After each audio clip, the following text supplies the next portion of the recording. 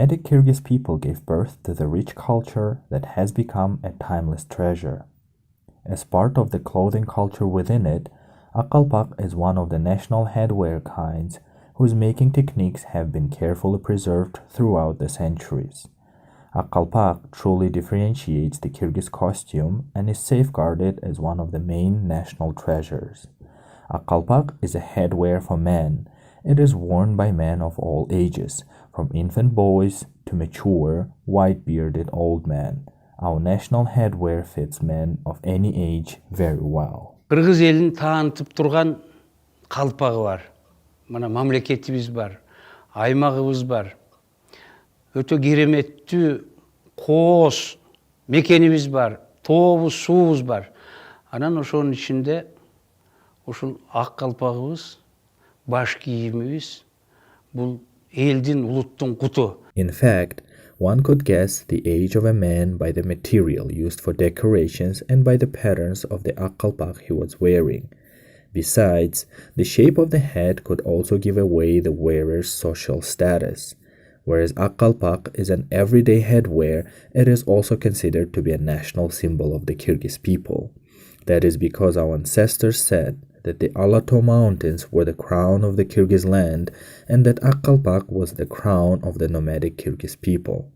Even a golden crown is not a worthy exchange for an kalpak, were the words of wisdom of the elders to boys, whom they taught to wear an kalpak and never drop it. They regarded giving their headwear to other people akin to giving away the crown. People believe that kalpak has the same qualities as the Kyrgyz mountains that possess the greatness, power, purity, and sacredness that protect the Kyrgyz people and their land. Since the nomadic man copied the immense beauty of heaven-supporting mountains onto their headwear, their gorgeous look, forbidding heights, and secret-holding depth, the Kyrgyz man wearing kalpak believe that to the present day the qualities of their headwear remain and attract the nature's beauty and sacred powers to them. Kalpak is worn during all seasons. Because this headwear is made of natural felt, it keeps the head warm in cold weather and repels the heat when it's hot. Hence, it doesn't go out of fashion in everyday use. It is respected and valued and enjoys unwavering demand not only in line with the tradition, but also because it's very practical, comfortable, lightweight, and beautiful. Kyrgyz women sewed kalpak specially for their husbands, sons, or grandsons, or ordered them from craftswomen. Our foremothers had a special feature. Whatever craft work they engaged in, they also ingrained or weaved their inner wishes in the product of their work. That way, they built their wishes in a concealed amulet into each kalpak they made for their husband or son, certainly wishing them good health and long life, courage and astuteness, virility and humaneness. The main bearers and practitioners of kalpak craftsmanship are kalpak craftswomen.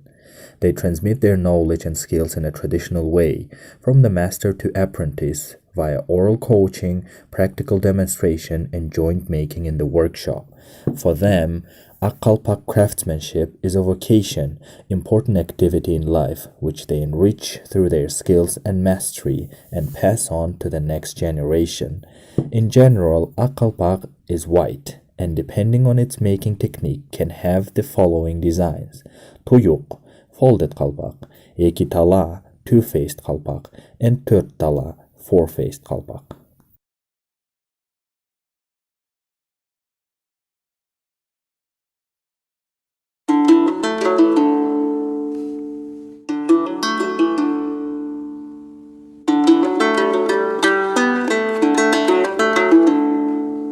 The traditional process of headwear making consists of the following stages. First, felting, cutting, and sewing, and second, embroidery of patterns.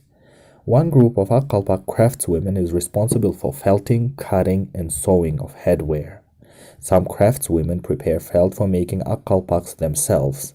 Usually the felt is made of fine fleeced sheep wool. Others, mostly those living in urban areas, use ready-made felt. There are over 80 kinds of kalpak, and the craftswomen do the cutting and sewing based on the specific kind. Another group of kalpak craftswomen are responsible for the embroidery. Embroidery is a highly important activity because each of the patterns carries a special meaning and can be interpreted in a particular way. From the ancient times, the Kyrgyz people believe that the patterns are living beings through which one can transmit common information, certain symbols, and even energy.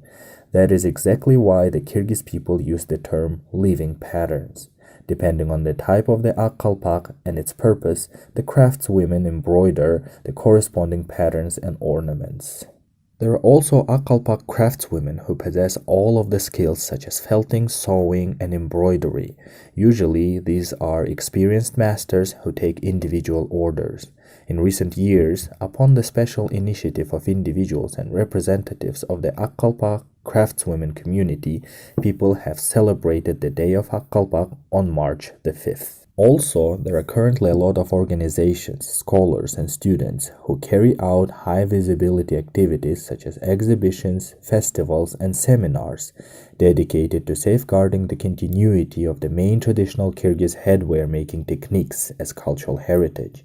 Of course, the main objective is to increase the visibility and awareness of the kalpak craftsmanship, to explain its meaning, value, and significance, and to pass on its greatness, necessity, and relevance to the next generations. Right in front of us, our valuable cultural heritage is proliferating along with the great nomadic era. We need to take care of safeguarding it in a timely manner to ensure we do not lose it as time races by. We are the community of kalpak craftswomen who have been carefully safeguarding the kalpak craftsmanship for many centuries and transmitting from generation to generation the cultural heritage of Kyrgyz people. We support an initiative to present the kalpak craftsmanship to the UNESCO representative list, and we hope that this element will be inscribed.